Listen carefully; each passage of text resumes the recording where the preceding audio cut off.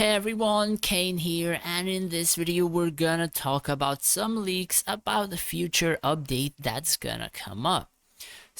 We have somebody who had placed a few of the leaks inside the official Discord, and we're gonna talk about them and why I suppose, not gonna skip the next wheel, or even more so, would not advise people to play the forest claim just because of the lucky wheel.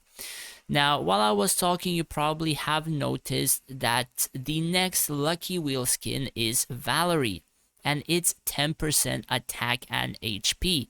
Now, I have shown, I think in a couple of videos before, whenever I got the skin, that the 10% is actually a true percentage. So if I would get 10% skin for Valerie, it would add literally like 820,000 attack, meaning from 8 million it would go straight up to 9.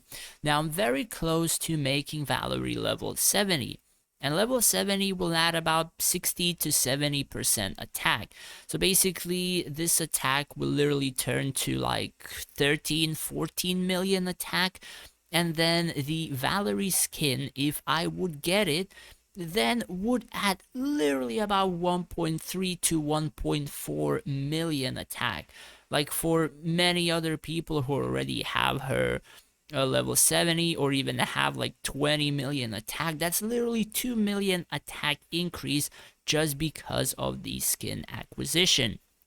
Which is why a lot of people, at least at the moment, should save up the Linari and actually go for the wheel and try to win the skin, just so you can pass the events, have incredible PvP, because even like a 1 million attack on Valerie in terms of PvP can make a pretty huge difference. Now, of course, if you get it, then yeah, sure, it's gonna be pretty OP, but do keep in mind that the skin is like 0.2% chance to acquire, so the chance of actually getting it is really slim. So more or less, it is of course your decision whether or not you should play an event or not prior to this, but personally I will be saving it and I will be trying for it.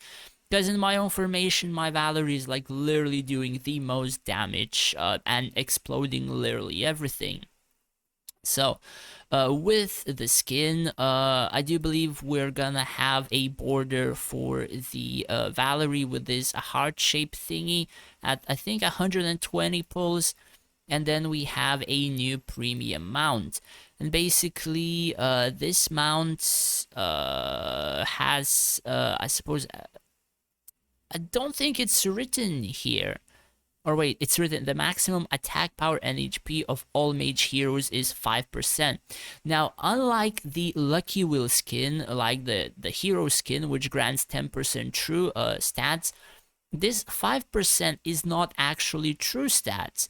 I think I have a video with Purgatory Demon, which gives 5% to gladiators or paladins, I'm not entirely sure, and it literally gave only like 1% or 1.5% of the stats. So basically, if you don't have features or you have more features, it can be better or even worse. So do keep in mind that this mount is gonna cost like from 200 to 500 bucks to acquire, and the effect is only like 1%, so you're only like getting it for the visuals. Now we have also a new feature that's gonna come up called the Armory. You're gonna be getting new materials, new boxes, all of that kind of stuff. I'm not sure which event and how and whatever. It appears to be that we're gonna get 3 sets, I think, something like that. And this is about upgrading them. Seems to me that there are construction research bonuses, allied hero bonuses, dragon stats, attack and HP, even like the basic materials, and then attack power and health of all the allied units and stuff like that. So essentially this is going to be a pretty friggin' good next update with a lot of features. and of course a lot of buffs towards the field once again. Likely, again, a highly paid to win feature in the very first month, maybe first 1 month and a half, and after that the feature will become more free to play and more acquirable like majority of the other ones. So basically you have a 2-piece and a 3-piece set, all increases HP and attack of all allied units, and when you get a 3-piece bonus it turns to 8%. So yeah, that's that. Armory skills, apparently you have skills, so now I'm not entirely sure whether or not you will get to put them on gears or they come up with the gears or something like that, but basically these are the icons of the skills, and we're gonna see how or what we can upgrade. I suppose whenever they come in the PTR notes or eventually in the global servers. And then there's like a million other things, I suppose, the skills related. So we're not really gonna touch that because that will be like literally 20 minutes in full text talking about it. So we have a new free-to-play artifact called Rust Spire. So what it does is, let's see, at the beginning of the battle, the wearer throws a corruption spear in a straight line ahead, so that the enemy non-dragon melee units healing receive reduced by 25%. Then 2-star reduction of the healing effects increases, or rather reduced healing effects to 40%. Then each time an enemy unit holding the mark of corruption is healed, there is a 10% chance to cause its own position at its own position based on the amount of healing received area damage. Generating area damage is half, the cooldown is 3 seconds. So basically anytime the, I suppose, melee unit which is affected by the mark is healed, it has a chance to do area damage. Now that is left to be seen whether it scales with magic or physical or stuff like that, and how much is the damage. Then a 4-star area damage.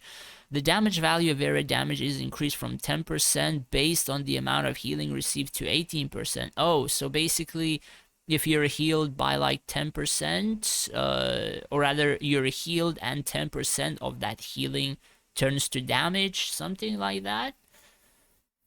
But it's only affecting non-dragon, melee units. I thought it was only heroes. So basically this can be extremely powerful against Sylvania race and as well as the human race, at least I would think, because the healing in those formations is pretty friggin' beefy.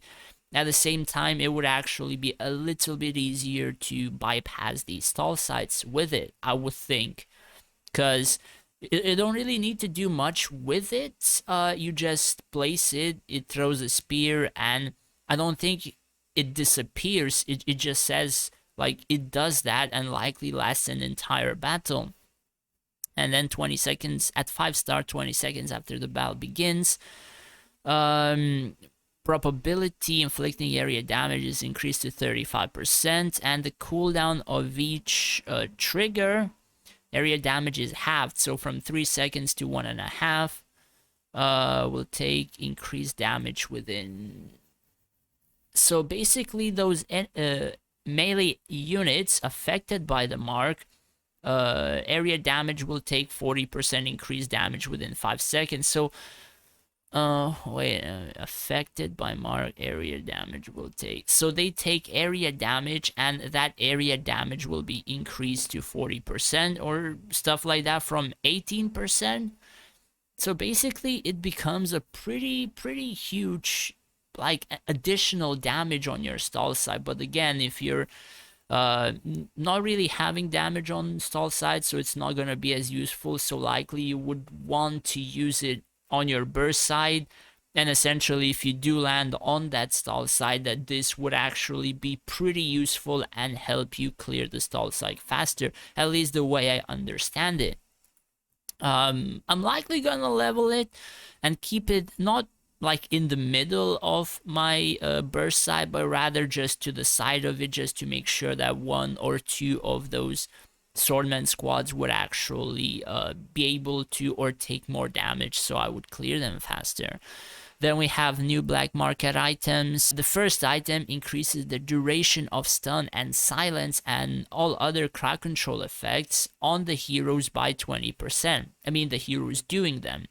Then you have wearing heroes deal 10% more damage to a large unit, which is pretty bad.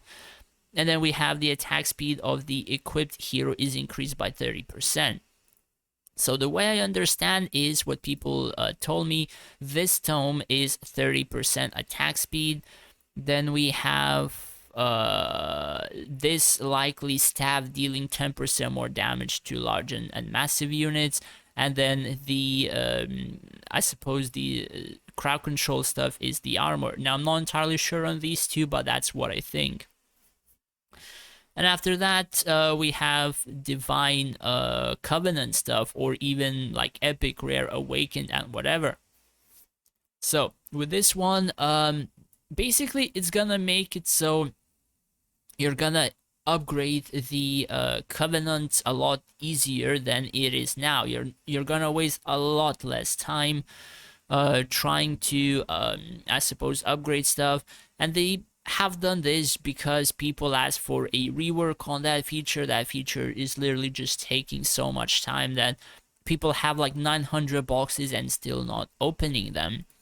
But yeah, that is, I suppose, pretty much it for the updates. Honestly, probably these boxes have something else as well, but we're not sure. Though the main thing of this future update is the new feature, I suppose the new mount, and of course the grand one, the best one is the Valerie skin, which kind of, will make the Lich formation going full mages or any other formation with the Valerie being pretty friggin' overpowered kind of strong. So anyways, that's pretty much it. Hopefully you guys found this video useful, and if you did, do hit that thumbs up.